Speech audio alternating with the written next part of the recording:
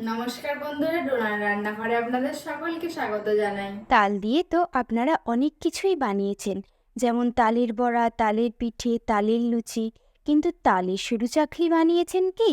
যদি না বানিয়ে থাকেন তবে আমার আজকের এই রেসিপি ফলো করুন। প্রথমে এক বাটি তাল ফুটিয়ে ঠান্ডা করে একটি পাত্রে ঢেলে তার মধ্যে জল দিয়ে পাতলা করে রেখে দেব। এর মধ্যে দেব 1 কাপ চালের গুঁড়ো, হাফ কাপ গুঁড়ো করা চিনি, স্বাদমতো লবণ এবং হাফ কাপ নারকেল কোড়া দিয়ে ভালো করে একটা পাতলা মিশ্রণ বানিয়ে নিলাম।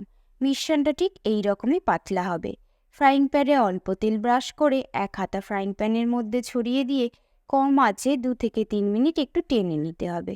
তারপর এই রকম লম্বাভাবে ফোল্ড করে আরও একবার ফোল্ড করে নিলাম। তৈরি হয়ে গেল অপূর্ব স্বাদের তালের সরু চাকলি পিঠে। একবার এই পিঠে খেলে বারবার বানাতে ইচ্ছা করবে। ভিডিওটি ভালো লেগে থাকলে অবশ্যই লাইক, শেয়ার, কমেন্ট করবেন।